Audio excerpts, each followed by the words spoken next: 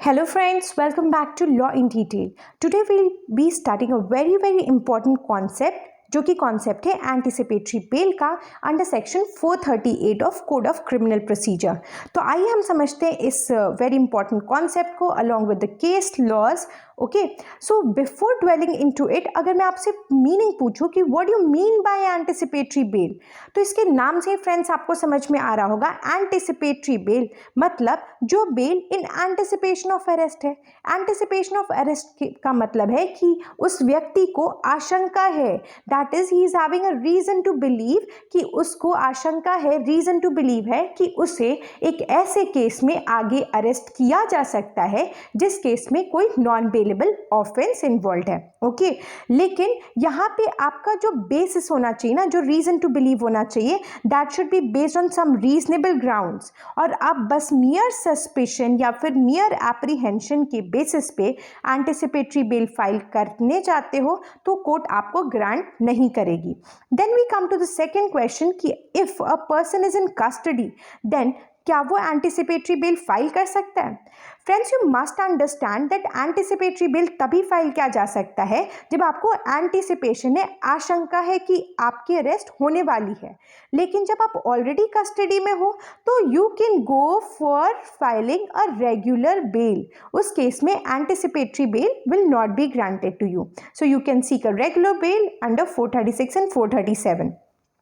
Okay, who will grant anticipatory bail? So the courts which can grant are High Court and Court of Sessions under 438, and both these courts have got the concurrent powers.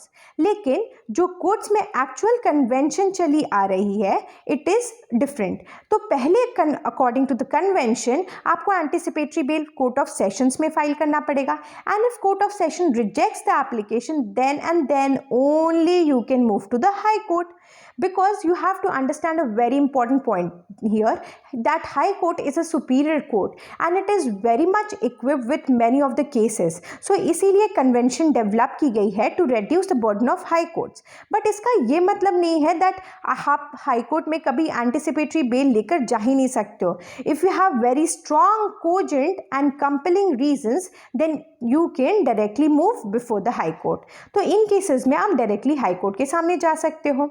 Next is who can cancel anticipatory bail. अभी हमने देखा that anticipatory bail can be granted by High Court and Court of Session 438 में, और cancel इनको High Court और Court of Session 439 में कर सकता है CRPC के। Friends, 439 में सारे ही टाइप ऑफ बेल्स को कैंसिल किया जाता है, भले ही वो आपके किसी भी कोर्ट ने इशू किए हो।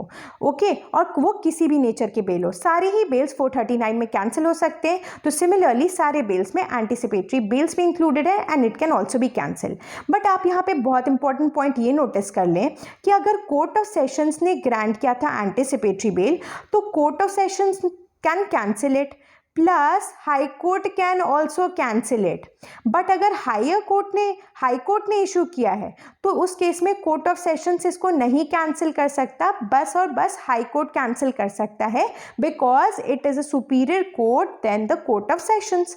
अब हम ये देखते हैं कि कौन से ऑफेंसेस में, नेचर ऑफ द ऑफेंसेस क्या होता है जिनमें एंटिसिपेटरी बेल ग्रांट हो सकती है। तो एंटिसिपेटरी बेल लेने के लिए ज़रूरी नहीं है कि ऑफेंस कॉग्निजेबल हो या फिर नॉन कॉग्निजेबल हो, या फिर वो आईपीसी के अंदर हो या किसी अदर लॉ के अंदर हो। वो कुछ भी हो सकता है, कॉग्निजेबल भी हो सकता है, नॉन कॉग्निजेबल भी हो सकता है, आईपीसी का ऑफेंस हो सकता है या किसी अदर लॉ के अंदर भी ऑफेंस हो सकता। Only and only one thing is important, that is वो एक नॉन बेलेबल ऑफेंस होना चाहिए। ओके, सो नॉन बेलेबल होना चाहिए, बाकी चीज़ें आपकी मैटर नहीं करती हैं। Okay, and next thing is, क्या एंटिसिपेटरी बेल एक इम्यूनिटी होता है अरेस्ट से? इम्यूनिटी का मतलब है कि क्या एक बार एंटिसिपेटरी बेल मिल गया तो आपको अरेस्ट किया ही नहीं जा सकता है? तो friends, you have to understand that no, anticipatory bail is not an immunity. Section 438 में कहीं भी ये नहीं लिखा गया है कि एक बार एंटिसिपेटरी बेल मिल गई then you can not be arrested. Rather section 438 का clause 3 is saying that you can be arrested, but if after arrest arrest आप बेल दे देते हो, सबमिट कर देते हो, फर्निश कर देते हो bail along with the security and surety, तो then and there you can be released. तो बेसिकली ये क्या कर रहा है, ये एक नॉन बेलेबल ऑफेंस में जब आपको एंटिसिपेटरी बेल मिल जाता है तो वो कन्वर्ट हो जा रहा है आपके बेलेबल ऑफेंस में। और जब आपको एंटिसिपेटरी बेल मिल गया और आपका अरेस्ट वारंट इशू हो रहा है तो that will be a bailable arrest warrant, ताकि आप बेल ले सको। बट सपोजिंगली बाय मिस्टेक अगर मैजिस्ट्रेट ने यहाँ पे एक नॉन बेलेबल वारंट इशू कर दिया है, तो फ्रेंड्स समझना ये बाय मिस्टेक हुआ है, तो that is only a technical error. और यहाँ भी आप बेल अमाउंट डिपॉजिट करा के, फर्निश करा के आप बेल ले सकते हो, because you have already got the anticipatory bail का order. This is given in 438 का clause 3. So now let's read 438, है ना। 438 में ये बोल रहा है कि if such person is arrested, anticipatory bell मिलने के बाद अगर आपको अरेस्ट कर रही है पुलिस, ठीक है, तो अरेस्ट के टाइम और at any time while in custody, से पहले कभी भी, है ना, तो आपको रिलीज किया जा सकता है अगर आप प्रिपेयर्ड हो बेल फर्निश करने के लिए, तो आपको रिलीज कर दिया जाएगा। और मैजिस्ट्रेट आपका अरेस्ट वारंट जो इशू करेगी, it should be a bailable warrant, okay. And अगर वो नॉन बेलेबल भी होता है by mistake, then also you can submit your furnish your bail and get yourself bailed out, okay. Next thing is कि anticipatory bail और stay of arrest में क्या difference होता है। तो you have to understand that both these concepts are not the same, ये same concepts नहीं है। Stay of arrest friends, it is order, it is a judicial order कि पर्सन को अरेस्ट ही नहीं किया जा सकता है। सो बेसिकली ये इंजंक्शन होता है अरेस्ट से, it is preventing the person from getting arrested. जबकि एंटिसिपेटरी बेल में you can be arrested, but if you are ready to furnish the bail, आपको बेल लेकर छोड़ा जा सकता है। स्टे ऑफ अरेस्ट फ्रेंड्स बस हाई कोर्ट ग्रांट कर सकता है अंडर सेक्शन 482, मतलब इनहेरेंट पावर्स को यूज करके high court stay of arrest दे सकता है। लेकिन एंटिसिपेटरी बेल सेक्शन 438 में होता है और इसे हाई कोर्ट के अलावा कोर्ट ऑफ सेशंस भी दे सकती हैं, okay. And next point is stay of arrest जो होता है वो आपका बहुत ही रेयर ऑर्डर होता है, रेयर केसेस में पास होता है। जबकि एंटिसिपेटरी बेल भी एक डिफिकल्ट ऑर्डर होता है, but it can be given in proper circumstances. It is not इतना ज़्यादा रेयर ऑर्डर जैसा कि stay of arrest. Proper circumstances में एंटिसिपेटरी बेल मिल सकती है, but stay of arrest rare cases में ही मिलेगा। स्टे ऑफ अरेस्ट का जो एप्लीकेशन है वो किसी भी स्टेज पर अटैच किया जा सकता है, लेकिन एंटिसिपेटरी बेल को एक्चुअल अरेस्ट से बस पहले ही फाइल किया जा सकता है। So now let's see the case of Kamlesh and others versus state of Rajasthan. तो इसमें ये बोला गया कि अगर आपने stay of arrest application file किया है and it is rejected by the high court, तो just because stay of arrest has been rejected it will not lead to the automatic rejection of anticipatory bell. Stay of arrest reject कर दिया high court ने, इसका ये मतलब नहीं है कि कोर्ट ऑफ सेशंस या हाई कोर्ट एंटिसिपेटरी बेल भी रिजेक्ट कर दे। रादर एंटिसिपेटरी बेल को उन्हें चेक करना पड़ेगा उसके मेरिट्स पर, और तभी वो डिसाइड कर सकते हैं कि एंटिसिपेटरी बेल ग्रांट करना है या फिर रिजेक्ट करना है। Next we'll see that is it mandatory कि एंटिसिपेटरी बेल लेने के लिए FIR उस व्यक्ति के अगेंस्ट होना चाहिए who is applying for anticipatory bell. देखो तो यहाँ पे फ्रेंड्स थ्योरी कुछ अलग बातें करती हैं और प्रैक्टिकलिटी जो कोर्ट्स में चली आ रही हैं it is somewhat different, so we will have a view at both of these. तो देखो यहाँ पे ये बोल रहा है कि फॉर एंटिसिपेटरी बेल ये नेसेसरी नहीं है कि FIR ही हो बस, मतलब FIR हो तो बहुत अच्छा है, लेकिन अगर FIR नहीं भी है और अगर आपके पास रीजनेबल ग्राउंड है ना अरेस्ट के, then also you can move under 438 for getting anticipatory bail. So this is what theory says friends, but let's understand कि प्रैक्टिकली क्या होता आ रहा है। प्रैक्टिकली जब भी आप एंटिसिपेटरी बेल का एप्लीकेशन फाइल करोगे कोर्ट में, court will always ask from you कि आप FIR बताइए जो आपके अगेंस्ट लॉन्च हुआ है, जिसमें आप ये एप्रीहेंड कर रहे हो कि आपका अरेस्ट किया जा सकता है। बिकॉज समझो अगर FIR नहीं होगा तो आप ये बात प्रूव कैसे करोगे कि आपके अगेंस्ट कोई केस है? Then it will become a sort of mere suspicion, है ना। सो केस आपका प्री मैच्योर हो जाएगा। तो इसीलिए प्रैक्टिकलिटी में FIR इज ऑलवेज रिक्वायर्ड। और बर्डन टू प्रूफ कि आपके पास एक प्राइमा फेसाई केस है ना, तभी आप अगर प्राइमा फेसाई केस प्रूफ कर देते हो, ये प्रूफ कर देते हो कि सामने वाला व्यक्ति फाइल कर रहा है मेरे अगेंस्ट, फाइल कर सकता है, मुझे अरेस्ट करा सकता है, एक फेक या फॉल्स केस, और कोर्ट को भी ऐसा लग रहा है, तो उस केस में आपको एंटीसिपेटरी बेल ग्रांट कर सकती है। तो बर्डन ऑफ प्रूफ ये एप्लीकेंट पे होता है। Now let's move forward and see what is the procedure after you have given your anticipatory bail application. तो एंटीसिपेटरी बेल एप्लीकेशन मिलने के बाद 3 चीज़ें हो सकती है। या तो आपकी एप्लीकेशन को कोर्ट रिजेक्ट कर दे, या तो फिर रिजेक्ट ना करे और इंटरिम एंटीसिपेटरी बेल ग्रांट कर दे, या तो फिर कोर्ट कोई भी ऑर्डर ना पास करे और no further order passed. Okay, so यहाँ पर कोई भी अदर ऑर्डर नहीं पास कर रही है और ये वेट कर रही है बस अदर डे ऑफ हियरिंग का। तो देखो आपने यहाँ पे फाइल किया है ना एंटीसिपेटरी बेल का, ये फर्स्ट डे है, ठीक है। तो यहीं पे कोर्ट आपको इंटरिम भी दे सकती है, इंटरिम वाली एंटीसिपेटरी बेल यहीं दे सकती है। ओके, सो सबसे पहले मैं आपको ये तीसरा सिचुएशन समझाती हूँ जहाँ पे कोई फर्दर ऑर्डर नहीं पास हुआ है, ना मतलब ना तो रिजेक्ट किया गया ना anticipatory bail. This has been covered in a next slide कि जहाँ पे कोई रिजेक्शन नहीं है या इंटरिम एंटीसिपेटरी बेल भी नहीं दी गई, वहाँ पे क्या होगा नेक्स्ट। तो वहाँ पे पुलिस फ्री होती है आपको अरेस्ट करने के लिए, और एक बार आप अरेस्ट हो गए मतलब आप कस्टडी में आ गए, तो आपका अब जो ये बेल एप्लीकेशन पेंडिंग है वो रिजेक्ट कर दिया जाएगा। एंड नाउ चूंकि आप कस्टडी में हो, you can only go for filing regular bail under section 437, है ना। तो एंटीसिपेटरी बेल इस केस में रिजेक्ट कर दी जाएगी बिकॉज आप कस्टडी में चले गए हो, क्योंकि हमेशा कस्टडी से प्रिवेंट करने के लिए होता है ना। तो यहाँ पे ऑलरेडी कस्टडी में हो।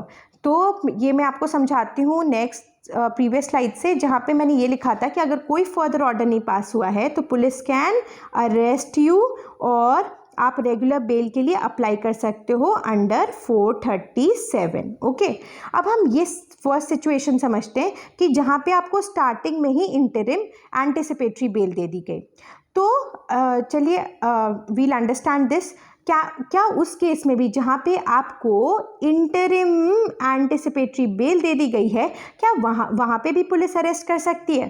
तो friends always remember this point, this which I am telling you is very very important point, so इसको ध्यान से सुनिएगा।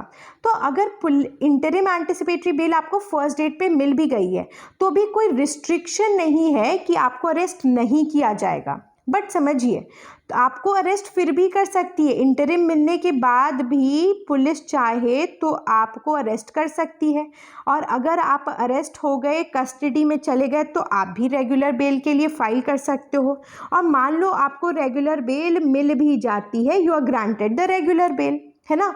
तो इसको मैं एक डायग्राम से आपको समझाती हूँ कि सपोजिंगली यहाँ पे ये फर्स्ट डेट है, आपको इंटरिम एंटीसिपेटरी बेल मिल जाती है और ये आपकी डेट ऑफ फाइनल हियरिंग है।